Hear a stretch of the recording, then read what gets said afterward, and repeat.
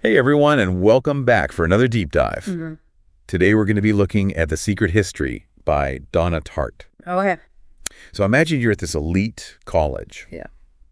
And you're surrounded by these classic students Right. who are just completely obsessed with ancient Greek culture. Interesting. But then this fascination turns into something darker, something dangerous. And that's really the core of this story. Nice. We've got some key scenes and some really interesting character moments that you've shared with us. Great. So let's unpack all the intrigue, Yeah. all the relationships, and maybe even uncover some of the hidden meanings Right. behind all the beauty and terror that just permeates this story. That sounds great. Right. I think Tartt does such a great job of mixing that allure of classical learning Yeah. with this modern sense of unease. Right. And looking at the excerpts that you've pulled out for us, they offer these glimpses into this world that's both beautiful and really unsettling at the same time. Oh, totally. Where the pursuit of knowledge Right. and beauty Yeah. can lead to some really unexpected and dangerous consequences. Okay, so let's start with a character who seems to be at the center of it all. Okay. Julian Morrow, All right. the professor of this exclusive Greek class. Yes. What struck me is how he's described as having very odd ideas about teaching. That's interesting. He's handpicking his students Uh-huh. and then creating this intensely private environment Yeah. that's almost completely separate from the rest of the college.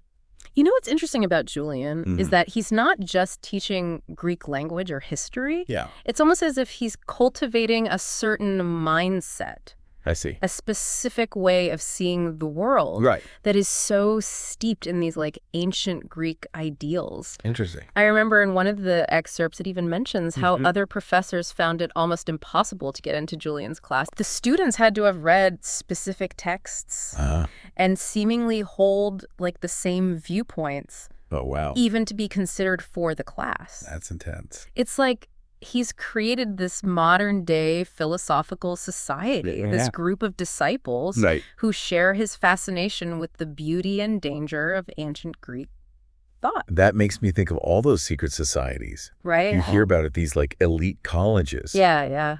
There's definitely a sense of exclusivity Uh-huh. and mystery surrounding his class. For sure. It makes you wonder, what's he really trying to teach these students? Exactly. And how does this isolation play into the events that unfold? Great question. I think it's almost as if Yeah. Julian is preparing them for something beyond the ordinary, something that goes way past the boundaries of their everyday lives. He's pushing them to explore this primal side of human nature, the part that we try to suppress with societal norms. That brings us to the students themselves. Okay. You've given us these glimpses into this group of six. Right. We've got Richard the newcomer. Yes. Henry the brilliant but enigmatic leader. Charles and Camilla the twins. Yeah. With their subtle strangeness and this deep connection. Of course. Francis the flamboyant and often nervous member. And then Bunny, who seems to be this boisterous outsider. It's amazing how Hart is able to draw each of these characters so vividly, even in just these really brief excerpts. And you can see how their personalities complement each other, but also clash, creating this dynamic that's both fascinating and volatile. I know, there's this one part where Bunny nearly knocks over an ink bottle. Oh, yeah. With his really enthusiastic handshake. Right. It's such a small detail. Yes. But it so perfectly captures his boisterous personality and how he doesn't quite fit in with the other's more refined demeanor. Exactly. And then there's Charles, who just casually remarks that an archaic locative is very Homeric. He's so sharp. It's just this immediate highlight of his intelligence and his wit. Yeah. And then Camilla's voice, when she speaks Greek, is described as harsh and low and lovely. Oh, I love and her. it creates this air of mystery and intrigue around her. Totally. Tartt doesn't waste a single word. Yeah. Every single detail, every line of dialogue. It all builds these characters and their complex relationships. That's so true. And even in these early interactions, you can already see how Bunny is somewhat isolated from the rest of the group. He tries so hard to impress them. I know. But his efforts just keep backfiring, making him seem even more out of place. It's like he's desperately seeking acceptance Yeah. in this world that doesn't quite understand him. Uh-huh. And this isolation just becomes so much more pronounced as the story progresses. Yes. But what really captivated me was how their shared fascination with ancient Greece isn't just some kind of academic pursuit. Right. It's almost this like spiritual longing. Exactly. They're not just studying the texts. Right. They're trying to embody this way of life. Yeah. A way of thinking that they believe has been lost to the modern world. I was really struck by their conversation about beauty and terror. Julian asked them to consider how something ghastly, like a queen stabbing her husband, can also be beautiful. And Henry responds with that provocative statement. What was it? Death is the mother of beauty. Oh, yeah.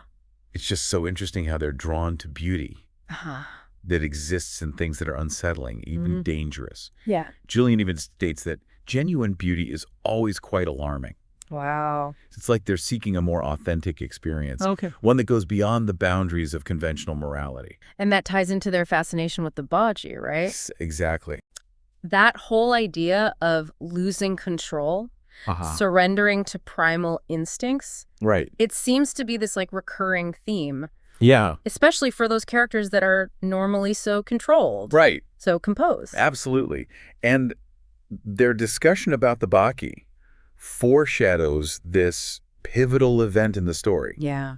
Their attempt to recreate a Bacchic ritual, while the excerpts don't reveal what happened, they do emphasize the secrecy around it. For sure. And the profound impact it has on the group. Yeah, it's like they crossed a line into the forbidden. There's no going back. And then there are all these subtle hints of something darker lurking beneath their intellectual pursuits. Right. Like their visit to that abandoned town. Yes. Where Camilla mentions the moss roses growing, where houses once stood. Right. And Charles recommends seeing the cemetery, especially in the snow. Oh, wow. That's eerie. It's all very atmospheric. Yeah. And unsettling. There's this sense of morbid curiosity. Right, in their explorations. This fascination with the remnants of the past and the fragility of human existence. I also thought it was interesting at that extravagant lunch where Bunny proposes toasts to everything from Hampton College to Benjamin Jowett to Periclean Athens. It's like they're trying to recapture the spirit of a bygone era. Yes. One that embraced both beauty and brutality. There's also this one scene where Richard wakes up sick in the twins' apartment after a night of drinking. Right. And he's completely repulsed by the smell of lamb chops that Charles is cooking.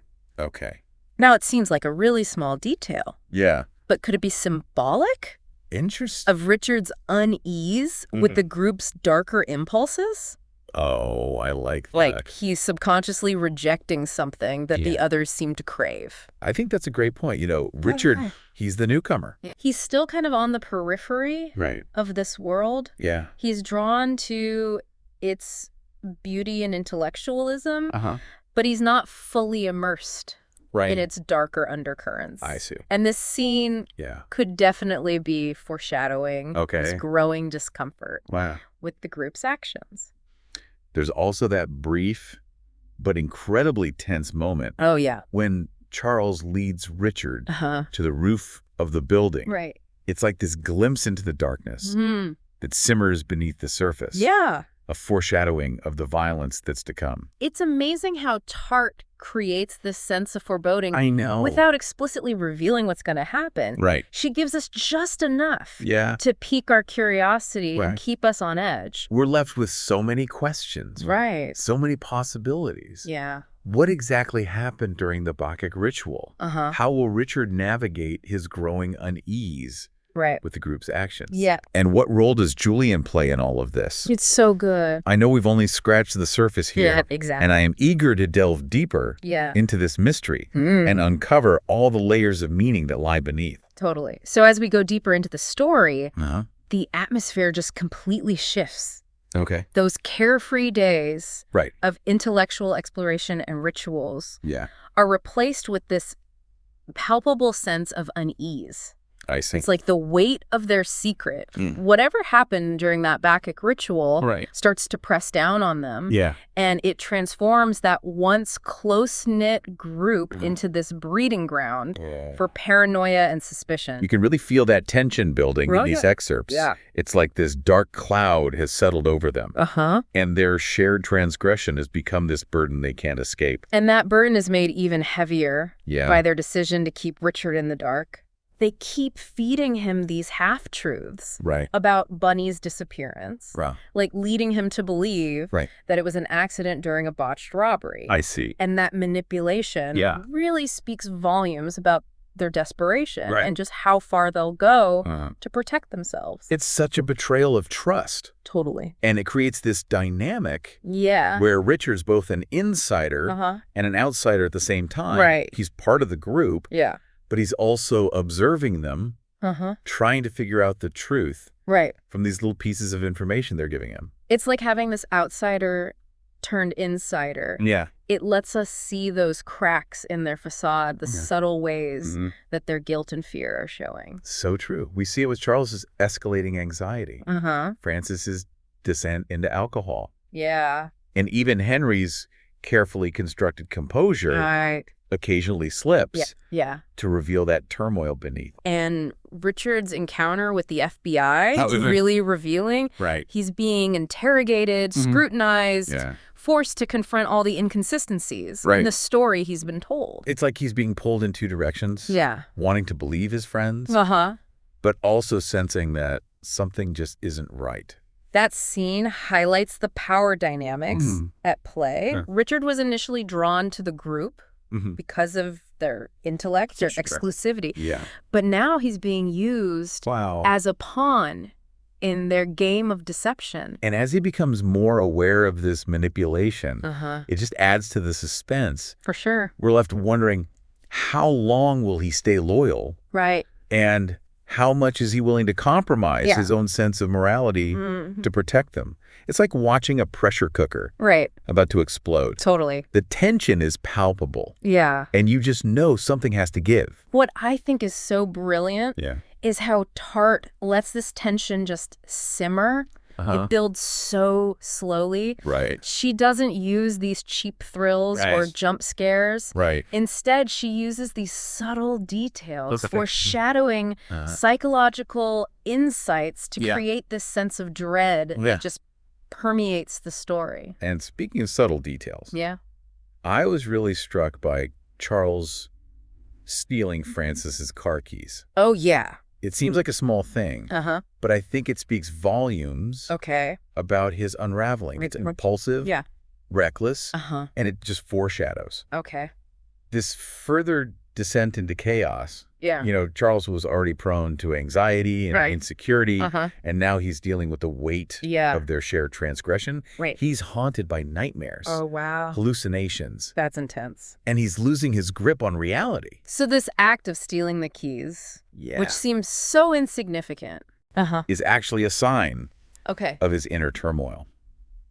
It's a crack in that carefully constructed persona of his. And then there's Francis, who seems to be drowning his guilt and fear in alcohol. His behavior gets more and more erratic, swinging from manic energy to crippling despair. It's heartbreaking to see him struggle, knowing that he just can't cope with the weight of their actions. It's a reminder of the human cost of their crime. He's just seeking solace, oblivion, anything to escape the torment of his own conscience. It's like a cautionary tale about seeking escape through substances. And it adds this whole other layer of tragedy to this already complex narrative. And then we have Camilla.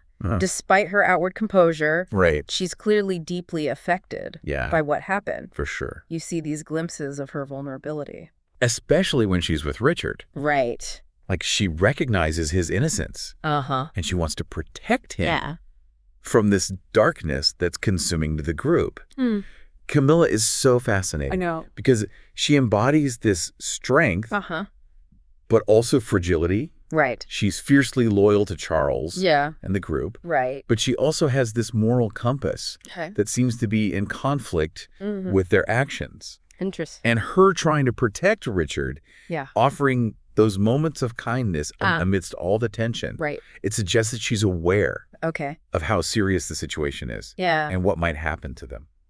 And then there's Henry, the enigmatic figure at the center of it all. Right. He's the architect of their cover-up, The manipulator, the one holding the group together through sheer force of will. Henry's composure is both impressive and unnerving. Yeah. He's able to just compartmentalize. Detach himself emotionally from what they did, which allows him to think strategically, manipulate situations to his advantage. Interesting. But even Henry's facade starts to crack as the pressure builds. Right. You get the sense he's not as in control as he seems. Yeah.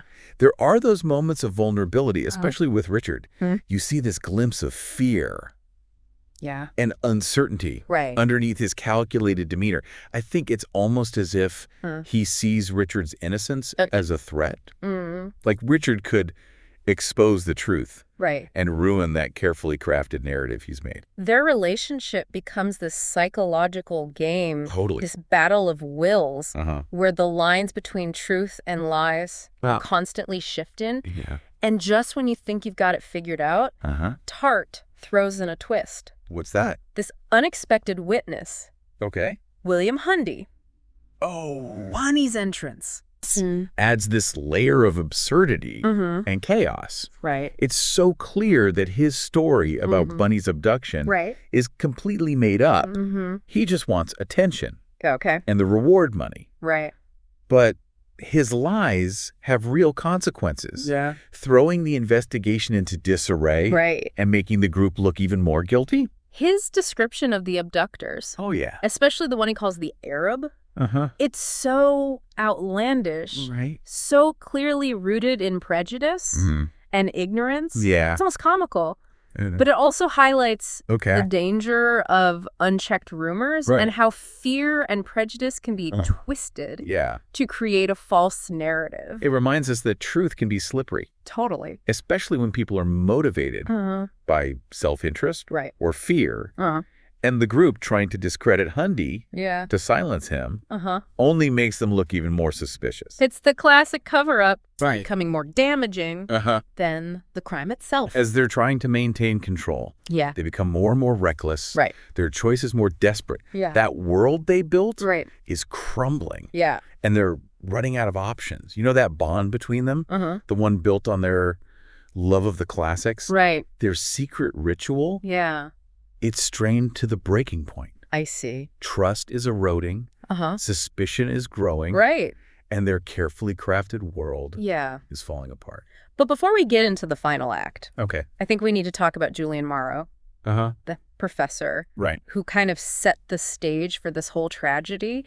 He created this exclusive world, encouraged them to explore the darker parts of human nature. But he stays so detached from the consequences of their actions. It's like he's watching a play, observing his students as they get caught in this web of their own making. And then when the play's over, he's ready to move on. Leaving the wreckage behind. His detachment is unsettling. Totally. But also thought-provoking. It raises questions about responsibility of those in authority, about how intellectual pursuits can be twisted into something harmful. And the danger of seeking knowledge without a moral compass. I think Julian's role in The Secret History is this reminder that knowledge and beauty without a moral framework can be so dangerous and destructive. And this is made even worse. When you combine it with this group dynamic that fosters elitism. And otherworldliness. Their isolation, that belief that they're above the rules, creates this breeding ground for transgression. They're convinced that they're immune to the consequences. Right. And it's that arrogance that ultimately leads to their downfall. It's a cautionary tale. Totally. About the allure and danger. Right. Of exclusivity. The intoxicating power. Of belonging to something. Yes. That sets you apart from everyone else. We're left with this feeling of impending doom. Yeah. Knowing that the consequences are closing in. Yeah. Their world is crumbling. Their secrets are unraveling. Right. How will they deal with the guilt? Yeah. The threat of exposure? And will Richard, the outsider who stumbled in, be able to escape the vortex of their destruction? These are all questions that we'll explore in the final part of our deep dive into the secret history. As the net closes in and the consequences become unavoidable, the group has to make some choices that will determine their fate. And those choices are full of tension, betrayal, and heartbreak. Stay with us. Yes. As we uncover that final chapter and delve into the impact of their actions. Welcome back to our deep dive into the secret history. Yeah, we're now in the final act. Right, like the consequences of their actions are inescapable. It's so heavy in these excerpts. This feeling of impending doom. Yeah, like watching a Greek tragedy unfold. Exactly. Yeah. And their choices just lead them right to their downfall. And in all this unraveling, we see Richard struggling Okay. with his own role in all of this. He's torn between his loyalty to the group and this understanding of what they've done. It really mirrors the reader's struggle, too. Oh, totally. Trying to reconcile the allure of the group with the horror of their crime. And this all comes to a head when Henry confesses. Oh, yeah, that's a huge moment. It just shatters Richard's illusion. Right. Forces him to face the reality. That confession is such a turning point. It strips away all the deception and reveals those desperate measures they took to keep their secret. And then Richard has to choose. I know, right? Loyalty or truth? And it's such a hard choice. It really is. But it says so much about Richard that he chooses truth. It shows his sense of morality. Yeah, he's not willing to sacrifice his integrity to protect them. And as he steps away, the group just spirals. Charles gets so unstable. I know, lashing out. Yeah, it's heartbreaking to see. And his suicide. Right. It's just devastating. Yeah, it shows the heavy toll of their actions. It shatters what little unity they had left. And then Henry leaves. Oh, yeah. Just abandons them. It's the ultimate betrayal. Right. Shows how shallow their bond was. He was all about self-preservation. So we end with Richard. Yeah. Alone with all the wreckage. It's such a poignant image. He's lost everything. I know. Friends, illusions, belonging. And he has to rebuild. In the shadow of their tragedy. The secret history stays with you. Right. Long after you finish it. It makes you think about your own desires. Total. That fascination with the forbidden. I think Tartt is so brilliant. I know. The way she creates these characters. Yeah. So flawed. But compelling. She makes you think. Right. About human nature. The allure of transgression. And the power of secrets. I'm left with this unease, but also a deeper understanding. Of that darkness. Right. Even in seemingly civilized people. It reminds us knowledge without empathy, beauty without compassion. Can be destructive. Thank you for joining us. Yes, thank you for exploring this haunting world. We hope you gain some new insights. And keep those pages turning.